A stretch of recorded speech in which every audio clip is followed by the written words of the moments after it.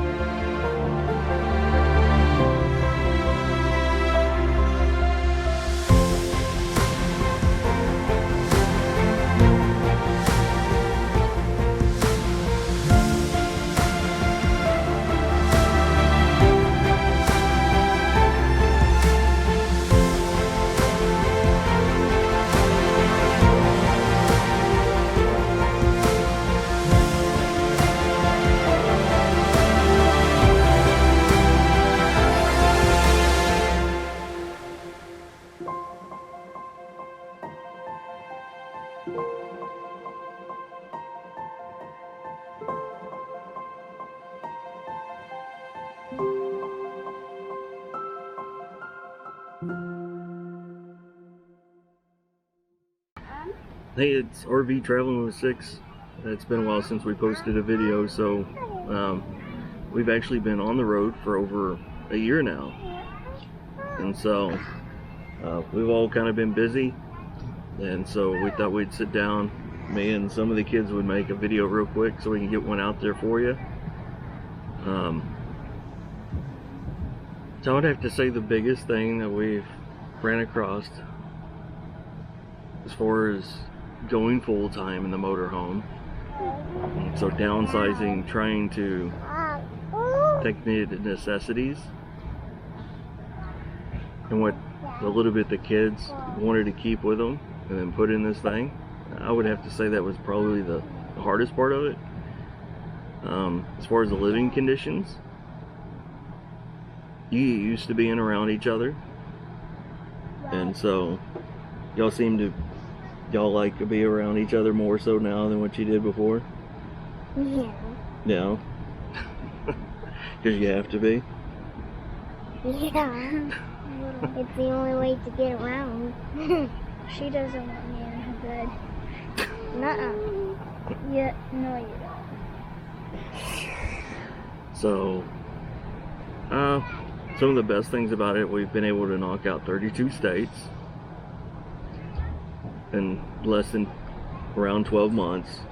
So currently we're in a state that we've already been to when we first kicked off, just right before we kicked off from being full-time. And so this is one of the favorite parks that we've been to. We're at Jellystone? Jellystone, yep, with the O'Connors. It's a Trails Collection if you're a Thousand Trails member in Amboy, Illinois. And so there's a lot of activities for the kids, and y'all do a lot of crafts during the day. Yeah. Probably a little too much. Yeah.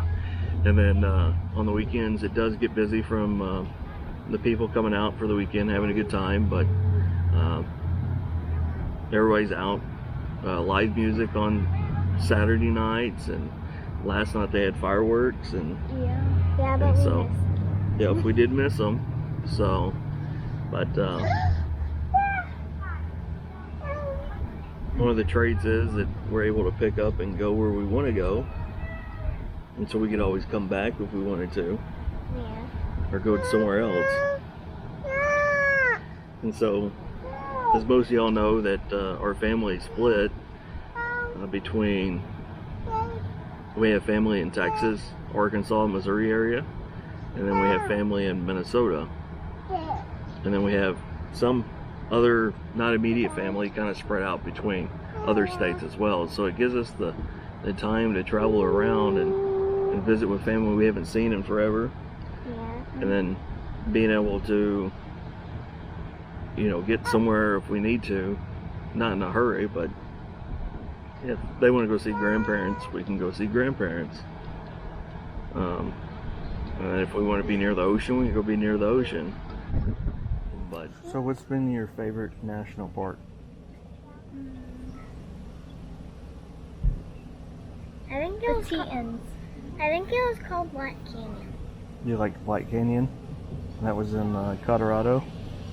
That was our first well, the part that we First badge. I have two favorites, Yellowstone and Tetons. The Tetons. Do you have any other ones? Well, I did like Yellowstone and Tetons. Yeah, they have a lot of animals there. What kind of animals did y'all see at Tetons? I think a moose was one of them. Yeah, we saw And a moose, bear, Yeah, but elk. it was like a black dot for the bear. Yeah. Y'all saw bison, Oh yeah, bison. Tons of bison. elk, Yeah. mule deer. Yeah, we did actually. What's something you learned from doing the badges? Well, in Mount Rushmore, when we got that badge, what I learned was there can be over 300 people each year coming to Mount Rushmore. There's a lot more than 300. I said over 300. Yeah, I think she did. And what I also learned when we went to Mount Rushmore, it took them like 14 years to make the carving. And in and how Mount Rushmore got its name was while they were carving out Mount Rushmore, a guy came by and he said or asked, "What is this mountain's name?" And his last name was Rushmore, and they said, "Well, why don't it be Mount Rushmore?" So that's another thing I learned there. You got to see lots of tools. What else did you learn? I learned,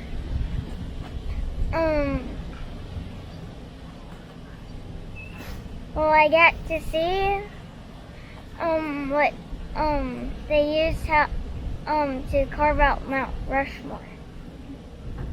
Oh yeah. What was the big piles down below Mount Rushmore? What was it? Rocks. Tons of rocks. Were they huge rocks? They were huge. What did they use to make Mount Rushmore? They were the rocks below Mount Rushmore Oh, was and one of them, the stone that was on No, Mount what did they Rushmore. use to carve Mount Rushmore? well, A drill? one thing was I forget. Dynamite? Yeah, Oh yeah, dynamite. I forgot what it's called. If they got to a rock that was too hard to drill, they would use a dynamite to explode it. And that's how all the rocks got on the bottom of Mount Rushmore. Well, more than that. The drills too. Yeah. Yeah. Deer. What else have we been able to do? We've been able to boondock Yeah. and go out and stay places for. We've stayed boondocking up to 25 nights now straight. Yeah. Yep. So picked up different techniques and tricks along the way. We got a water bag now so we can take water to the rig. So if you enjoyed this video, be sure to give us a thumbs up. You can subscribe to our channel. You can also find us on Facebook and Instagram. Until next time, bye. Bye.